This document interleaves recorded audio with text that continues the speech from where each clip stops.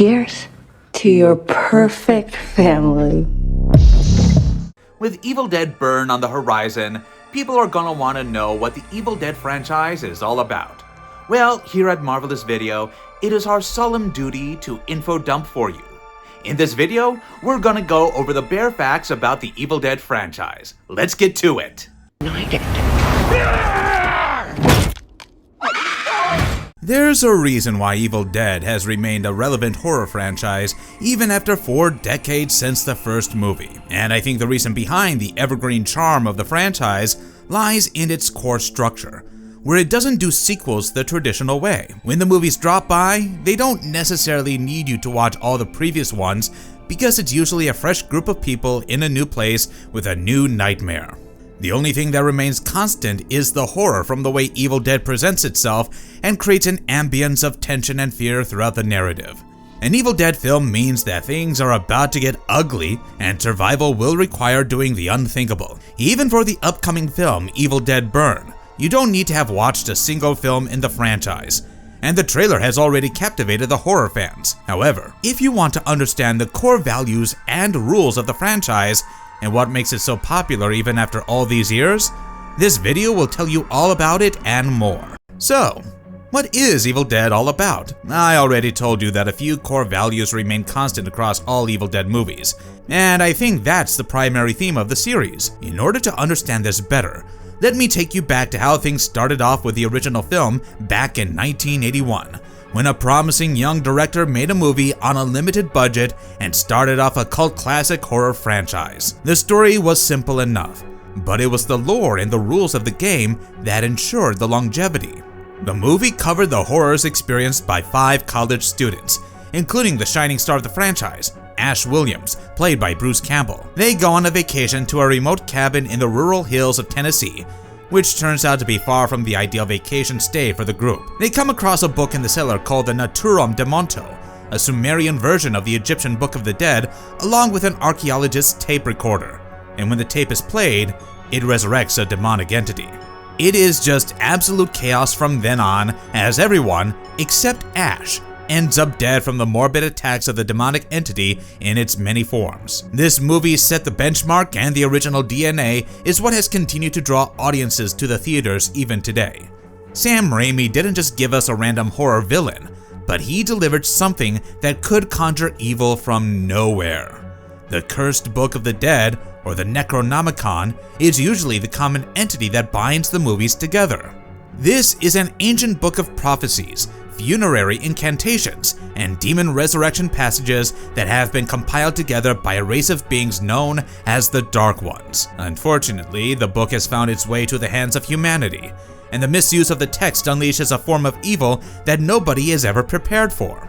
Another common factor in the Evil Dead movies would be the presence of the Deadites. The fans of the franchise know about this a bit too well, but for the newbies, the Deadites are a species of undead parasitic spirits that feed on the souls of the living and possess their bodies. When they come to the mortal plane, usually via the Necronomicon's incantations and rituals, they unleash a wave of violence that is almost unthinkable. This is not your typical horror movie possession, and the Deadites make it a lot more personal because more often than not, they use the faces of the loved ones and their voices to hurt individuals. This is a different breed of horror that weaponizes intimacy. And I don't think you can ever have a worthy Evil Dead movie without the gore and violence associated with these evil beings. In a nutshell, these are the common traits across all the Evil Dead movies so far, and I expect the same theme to continue in the upcoming film Evil Dead Burn as well, even though it might not be directly linked to its predecessors. The franchise at a glance.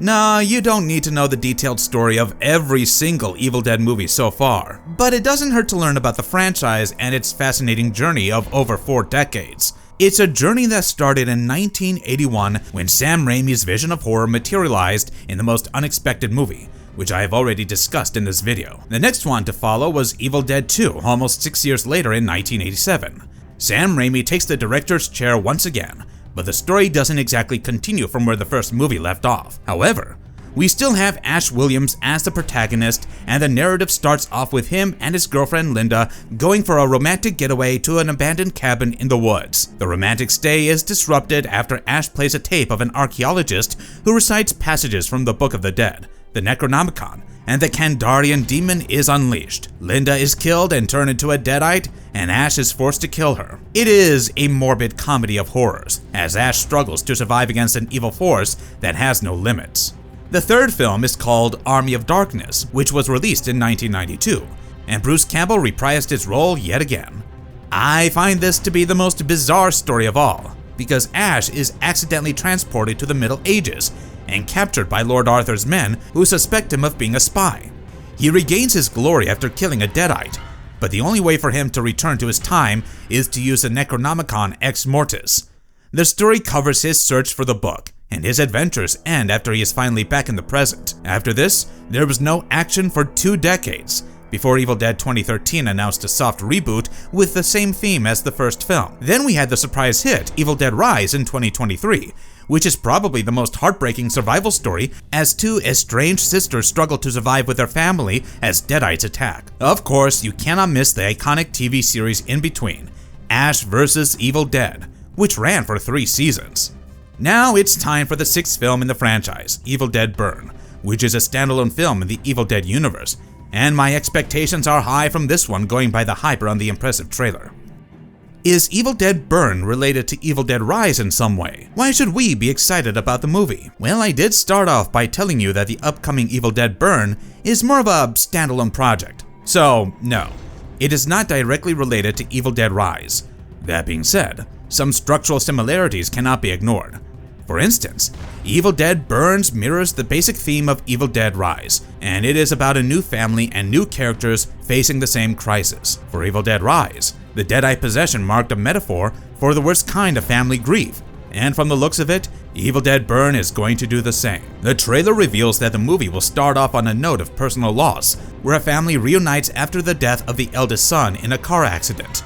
They gather at a secluded house, and it soon turns into a nightmarish experience as the family members start to turn into deadites. If you don't realize how this is similar to Evil Dead Rise, let me quickly take you through all that has happened before. In Evil Dead Rise, Beth arrives to see her estranged sister Ellie in the LA apartment building, and there's a fractured family energy and personal trauma that already takes a toll on them before the deadites show up. Later, an earthquake cracks open the parking garage and exposes a hidden vault holding a vinyl record and the infamous Necronomicon. When Ellie reads from the book, the demon takes her, and the primary horror of the film comes from the shocking proposition that a loving mother is now going after her own children. Beth and Ellie's kids try their best to survive as all hell breaks loose in the apartment building. Eventually, it is only Beth and Ellie's daughter Cassie who makes it out alive, and her other 2 kids are taken by the evil and turned into something sinister. I loved how the film ended on a tone of uncertainty, keeping the horror alive, and it is the same tone that I sense for the upcoming film as well. See, I don't know about you, but I have high expectations from the film because of certain creative decisions that I really appreciate. For instance, the director, Sebastian Vanisek, is a critically acclaimed filmmaker who is fresh off his work in the French spider horror film called Infested. Sam Raimi and Rob Rappert personally got him on board, and they must have seen something really promising in him to go all the way. Moreover, what appeals to me here is that he's not a typical Hollywood hire, and he is someone familiar with the genre. A connection worth knowing and an interesting theory. Now, there is one interesting connection that has been pointed out by the fans, and if true, then the films might be related in more ways than the basic similarity in their theme. So, if you remember the opening sequence of Evil Dead Rise, you will recall 3 friends vacationing at a beautiful lake, where one of the friends named Jessica doesn't feel too well. The prologue ends horribly as she is seemingly possessed, and she scalps and beheads her friends before the main story kicks in. When it all ends, we realize that the opening sequence was actually a flash forward, showing how Jessica became possessed in the first place. What is interesting about the trailer of Evil Dead Burn is that one of the characters named Danny seems to run into a deadite who looks awfully similar to Jessica. If this is actually the case, then it might indicate that the events of this film are happening as a direct consequence to the previous movie. I know this is only a fan theory at this point, but it does seem like a really intriguing theory, and I think that it will suit the franchise well if the movie does such a follow-up. In fact, if this turns out to be true, we might be looking at a major crossover event, And wouldn't it be fun to see various survivors from all the previous movies come together? Another little detail that many are guessing to be true is the footage in the trailer that shows the wedding video that Alice watches. This appears to be filmed at a lakeside dock, and the fans are quick to jump the gun and claim that this could be the same lakeside from the opening sequence of Evil Dead Rise, where Jessica is first possessed. Also, some wild rumors have been doing the rounds that Ellie from the earlier film might make a comeback, even if it is as a cameo. Several sources have reported that Alyssa Sutherland is apparently reprising her role in a post-credit scene or a crucial cameo. And if this does happen, then it would be the first time that the modern standalone films in the Evil Dead universe will have such a clear and established connection. The connections don't just end with Evil Dead Rise, because another little detail has been revealed by the production designer Nick Bassett, who has confirmed that the family home seen in the trailer of Evil Dead Burn is actually the same physical location used as Ruby's house in Ash vs. Evil Dead. The choice is apparently intentional, and in the show, Ruby's house is linked directly to the Necronomicon and Deadite activity. It would be interesting to see how relevant the story makes this part, because they can easily establish the Necronomicon connection for the new film before hell is unleashed all over again. But let me remind you once again that all of these are merely fan theories and rumors, and we will have to wait for the final release to confirm whether or not these are true. The official release date in the US is the 10th of July, which is still some time away, and I can barely keep calm, because this is one of the best horror movie trailers in recent times that has got my adrenaline rushing. Honestly, I haven't seen a bad Evil Dead movie, and if this one keeps up with what the earlier films did so successfully and preserve the tension and violence in favor of a good story, it will be a job well done. We would love to hear your take on the film in the comments below, and please share your thoughts on some of the wild fan theories that are doing the rounds. If you appreciate the efforts to bring you this content, please hit the like button and subscribe to our channel for more such content. Till next time.